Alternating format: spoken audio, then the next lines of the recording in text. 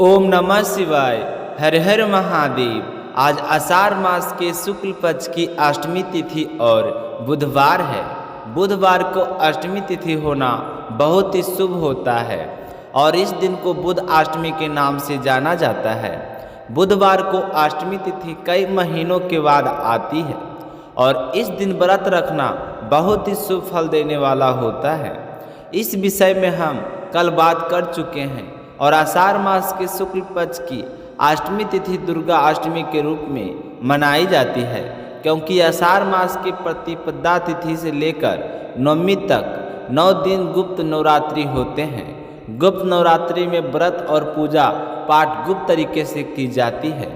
गुप्त नवरात्रि का व्रत मुख्य रूप से 10 महाविद्याओं की साधना और सिद्धि के लिए किया जाता है। यह नवरात्रि सामान्य से अलग तांत्रिक क्रियाओं, गुप्त विद्याओं और आध्यात्मिक शक्तियों को प्राप्त करने के लिए विशेष मानी जाती है। गुप्त नवरात्रि में माँ दुर्गा के 9 रूपों के अलावा 10 महाविद्याओं की भी पूजा की जाती है, जो तंत्र मंत्र और गुप्त शक्तियों से जुड़ी होती है। यह 9 दिन गुप्त विद्याओं जैसे तंत्र मंत्र, योग और ध्यान में सिद्धि प्राप्त करने के लिए उत्तम माने जाते हैं। गुप्त नवरात्रि में कोई की गई साधना से आध्यात्मिक उन्नति होती है, मन शांत रहता है और आंतरिक शक्ति का विकास होता है। कहते हैं कि गुप्त नवरात्रि में गुप्त तरीके से की गई पूजा अर्चना से साधक की मनोकामनाएं पूर्ण होती है और जीवन में सुख समृद्धि आती है। यह नवरात्रि दुश्मनों पर विजय और बुरी शक्तियों से रक्षा करने वाली मानी गई है। इस नवरात्रि में देवी काली, तारा, त्रिपुर सुंदरी, भुजनेश्वरी, छिन्न माता, भैरवी, धूमावती, बंगलामुखी, मातंगी और कमला की पूजा की जाती है। इस दौरान माँ दुर्गा, सप्तशती देवी महात्म्य और अन्य धार्मिक ग्रंथों का पाठ करने और देवी के मंत्रों का जाप करने का विधान है। तो आज गुप्त नवरात्रि का 8वां और कल 9वां दिन है। तो शुभारंभ करते हैं आज की कथा। प्रेम भाव से कहिए गणेश जी महाराज की जय हो। एक समय की बात है, बूढ़ी माई के घर के पास एक सेठ जी का मकान बन रहा था। तब बूढ़ी माई मकान बनाने वाले मिस्त्री के पास जाकर बोली कि बेटा, मुझे पत्थर की मूर्ति बना दे, मैं गणेश जी की पूजा करती हूँ। मिट्टी का गणेश जी बनाती हूँ, पानी लगते ही वह तो गल जाता है, तो मैं तो बूढ़ी हो चली हूँ, मुझसे रोजाना गणेश जी की नहीं बनाया जाता है, इसलिए बेटा तू मेरे लिए एक पत्थर का गणेश जी बना दे। गणेश भगवान तेरी सारी मनोकामनाएं पूर्ण करेंगे। तो बूढ़ी माई की बात सुनकर मिस्त्री बोला कि हम तुम्हारे लिए मूर्ति गढ़ेंगे, उतनी देर में तो हम अपनी दीवार बना लेंगे।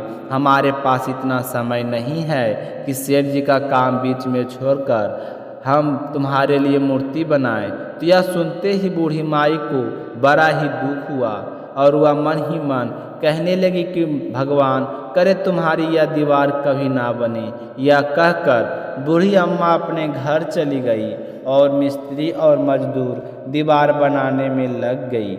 अब दीवार जैसे ही बनाई तो वह टेढ़ी हो जाए तो दीवार को तोड़े, फिर से बनाए, फिर सीधी दीवार ना बने। इस तरह पूरा दिन एक ही दीवार को तोड़ते बनाते हुए शाम बीत गया। शाम को सेठ जी आए और कहने लगे कि आपने अभी तक कुछ नहीं किया। तो मिस्त्री ने बूढ़ी माई के आने की सारी बात बताई। तो सेठ जी ने सुनकर बूढ़ी माई के पास गए और प्रणाम करके कहने लगे कि माँ जी, आप आशीर्वाद दो कि मेरा मकान जल्दी से बन जाए। मैं तुम्हारे लिए पत्थर का क्यों, सोने का गणेश जी बनवा दूंगा। तो यह सुनकर बूढ़ी माई बहुत ही प्रसन्न हुई और उसने सेठ जी को आशीर्वाद दिया कि बेटा, बिना कोई विघ्न के तेरा मकान जल्दी से पूरा हो जाएगा। तो सेठ जी ने आकर देखा कि टेढ़ी दीवार थी वह बिल्कुल सीधी हो गई थी। तो वह यह गणेश जी का चमत्कार देखकर मिस्त्री और मजदूर सेठ जी सारे गणेश जी का जय जयकार करने लगे और सेठ जी ने जैसा कहा था वैसा ही किया। सोने का गणेश जी बनवाकर बूढ़ी माई को लाकर दे दिया। तो यह देखकर बूढ़ी अम्मा बहुत ही प्रसन्न हुई और सेठ जी के ढेरों दुआएं देने लगी। उसी दिन से सेठ जी भी गणेश जी की का पक्का भक्त बन गया और रोजाना सबसे पहले उठकर स्नान करता, फिर गणेश जी की पूजा करके अन्य कोई काम किया करता था। तो गणेश जी की आशीर्वाद से सेठ जी दिन चुगनी रात चौगुनी तरक्की करने लगे। बोलिए गणेश जी भगवान की जय हो। मिथिला नाम की एक नगरी में नेमी नाम के एक राजा रहते थे। वह एक लड़ाई में मारे गए। उनकी पत्नी जिनका नाम उर्मिला था, तो पति की मृत्यु के बाद में उसे राज से निकाल दिया गया और वह राज्य से निराशित होकर इधर उधर भटकने लगे। उसके 2 बच्चे थे, एक बेटा और एक बेटी। वह अपने दोनों बच्चों को लेकर अवंती देश चली गई और वहाँ एक ब्राह्मण के घर में गेहूं पीसने का काम करने लगी। और गेहूं पीसते पीसते समय वह थोड़े से गेहूं चुरा कर ले लेती और वह बेचारी यही सोच कर रख लेती कि मेरे घर पर छोटे छोटे बच्चे हैं, उन्हें भी खिलाने के लिए चाहिए। पर उसे क्या पता था कि मुझे इस चोरी का दोष भुगतना पड़ेगा। वह इसी बात से अनजान गेहूं बचा कर रख लेती और अपने बच्चों का पालन पोषण करती। उसे खुद को कभी तो खाने को भोजन मिल जाता, कभी नहीं मिलता, फिर भी उसने अपनी परवाह कभी नहीं की। अपने बच्चों को ही पालने पोसने में ध्यान रखा। भूखी प्यासी रहने के कारण वह दिन ब दिन कमज़ोर होती गई। इसी तरह कई साल बीत गए। उसके बच्चे बड़े हो चुके थे, पर उसके भाग्य में अपने बच्चे का सुख नहीं था। उसे बीमारियों ने घेर लिया और वह मृत्यु को प्राप्त हो गए। अपनी माँ को न पाकर उसके दोनों बच्चे बड़े ही दुखी हुए। सोचने लगे कि कहाँ जाएं, क्या करें, कुछ भी समझ में नहीं आ रहा था। उर्मिला के बेटे ने अपने आप को संभाला और अपनी बहन को साथ लेकर काम की तलाश में बहन वाही निकल पड़े। अब पूरे नगर में हर गली में काम के लिए आवाज़ें लगने लगे कि कोई हमें काम पर रख लो, कोई हमें काम पर रख लो। तो जैसे वह राजमहल के आगे से गुजरे तो वहाँ के राजा धर्मराज की नज़र उन पर पड़ी। तो उर्मिला की बेटी श्यामला बहुत ही सुंदर थी। राजा उसे देखते ही उस पर मोहित हो गए और अपने सैनिकों को भेजकर उन दोनों भाई बहनों को राजमहल में बुलाया। तो वह डरते डरते राजा के सामने आई और प्रणाम करके नीचे करके खड़ी हो गई, सिर करके। तो धर्मराज ने पूछा कि तुम कौन हो और तुम इस तरह से आवाज़ें लगाते हुए क्यों घूम रहे हो।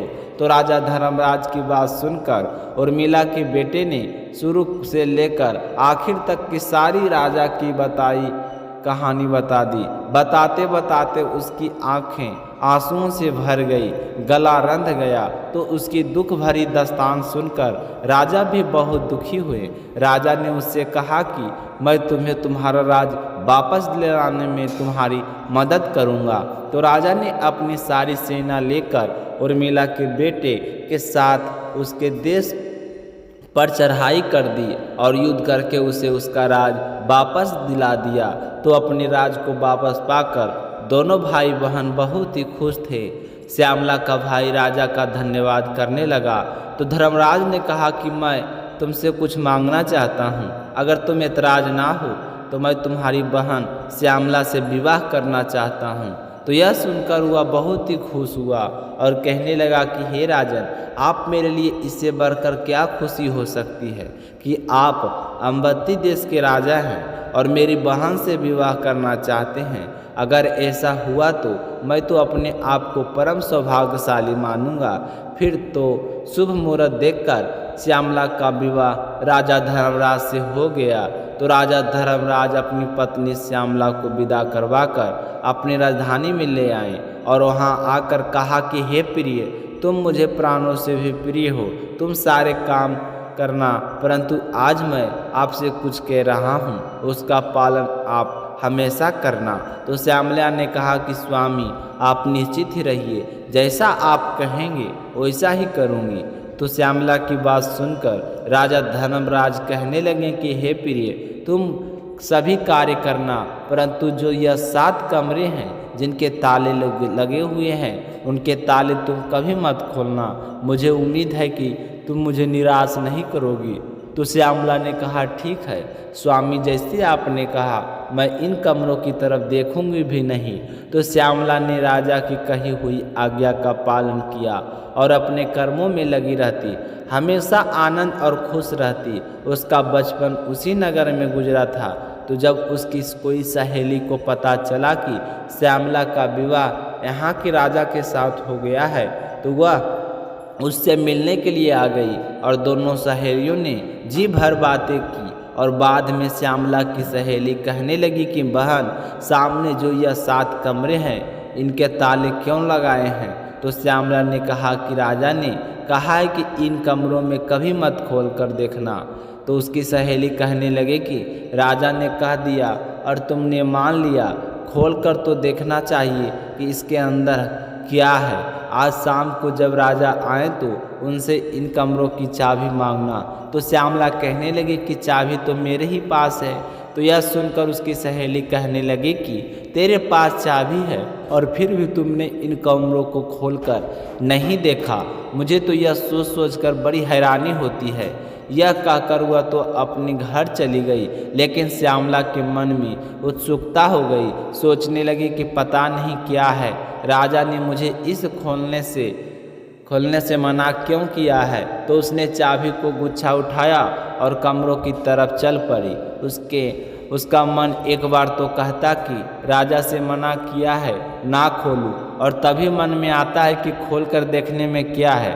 तो उसने डरते डरते एक कमरे का ताला खोला तो वह देखा कि उसकी माँ उर्मिला को बड़े ही भयंकर यमदूत बांधकर तेल में तपते कढ़ाई में बार बार डाल रही और उसकी माँ चीख रही है। श्यामला को यह देखकर बहुत ही दुख हुआ और उसने झट से कमरे को बंद कर दिया। फिर उसने दूसरा कमरा खोला तो देखा कि वह भी उसकी माता को यमदूत शिला के ऊपर रखकर पीस रहे हैं और उसकी माता चिल्ला रही है। तो उसका हृदय कांप गया।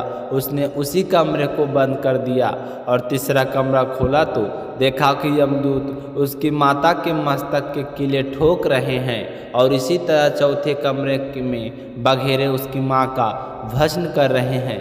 5वें कमरे को खोलकर देखा तो लोग के संशय उसे पीड़ित कर रहे हैं और फिर उसने डरते डरते रोते 6ठे कमरे को खोला तो उसकी माँ को कोलू के बीच में ईंट के समान पेरा जा रहा था। तो उसने उसका हृदय काँप उठा, आँखों से झरझर आंसू बहने लगे। तब उसने झट से 7वें को और खोलकर देखा तो वह भी उसकी माता को हजारों किमी भस्म कर रहे थे और उसकी माता खून आदि से लथपथ हो रही थी। तो वह बुरी तरह से रोने लगी, विलाप करने लगी और मन ही मन सोचने लगी कि मेरी माँ ने ऐसा कौन सा पाप किया है जिसकी वजह से यह इस दुर्गति को प्राप्त हुई है। मेरी माँ ने तो जीते जी बहुत दुख देखे हैं, बहुत ही मुश्किल से हमारा पालन पोषण किया है, खुद भूखी प्यासी रहकर हमें बड़ा किया है। फिर आज मेरी माँ की यह हालत। तो उसकी आंखों के सामने हुआ शांतों कमरों के दृश्य बार बार घूम रहे थे। जैसे ही शाम को उसके पति धर्मराज आए तो वह उनके चरणों में गिर पड़ी और जोर जोर से रोने बिलखने लगी। कहने लगी कि हे राजन, मेरी माँ ने ऐसा कौन सा पाप किया था जिसकी वजह से इस दुर्गति को प्राप्त हुई है। तो श्यामला को चुप कराते हुए धर्मराज राजा कहने लगे कि प्रिय, मैंने इसलिए तो कहा था कि इस रात ताला को मत खोलना, नहीं तो तुम इससे पश्चात होगा। और तुम्हें इतना मना करने के बाद भी तुमने मेरी बात नहीं मानी। अब जब तुमने यह सब कुछ देख ही लिया है तो सुनो, तुम्हारी माता ने संतान सना से ब्राह्मण के घर में अन्न चुराया था। उनके घर गेहूँ पीसने जाती थी तो कुछ गेहूँ बचाकर तुम्हारे लिए ले आती थी। क्या तुम इस बात को नहीं जानती हो? तो जो तुम मुझसे पूछ रही हो बस उसी कर्म का फल है। तो श्यामला कहने लगे कि मेरी माँ बेबस थी, मजबूर थी, वह करे तो भी करे क्या। हमारा पालन पोषण करने के लिए हमारी माँ ने गेहूं के चंद दाने चुराए थे। एक माँ अपने बच्चों को कभी भी भूख से मरता नहीं देख सकती है और वह स्वयं सारी उम्र भूखी प्यासी रही। कभी उन्होंने अपने लिए चोरी नहीं की है। वह ज़्यादा अनाज भी तो ला सकती थी। इसी भूख और परेशानी के कारण मेरी माँ की आधी उम्र में ही मौत हो गई है। ना जीते जी सुख मिल पाया और ना मृत्यु के बाद। तो श्यामला को चुप कराते हुए राजा धर्मराज कहने लगी कि हे प्रिय, धन कभी नहीं चुराना चाहिए। ब्राह्मण का धन अगर हमें बिना चोरी के सन्ना से ग्रहण करते हैं तो भी 7 कुल अधोगति को प्राप्त होते हैं। अगर चुराकर हम खाते हैं तब तो जब तक सूर्य, तारे और चंद्रमा है तब तक नरक के द्वार नहीं होता, उद्धार नहीं होता। जो गेहूँ जिसने गेहूँ चुराए थे वह गेहूँ एक ब्राह्मण का था और आज वही गेहूँ के दाने कृमि बनकर इसका भस्म कर रहे हैं।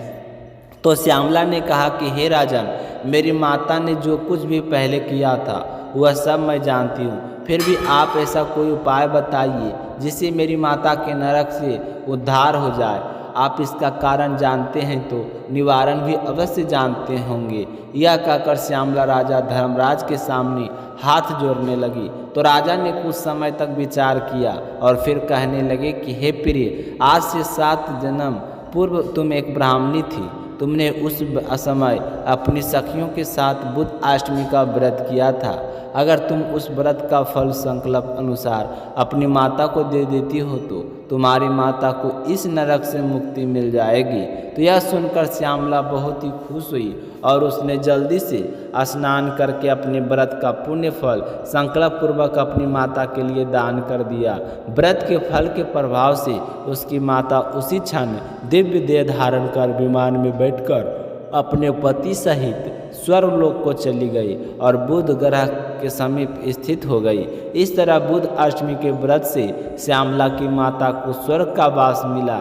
इसलिए कहा जाता है कि अपनी संतान को अपने माता पिता और अपने कुल के उद्धार के लिए बुध अष्टमी का व्रत अवश्य करना चाहिए। इस व्रत को करने से धन धान, पुत्र पौत्र, दीर्घायु और ऐश्वर्य मिलता है।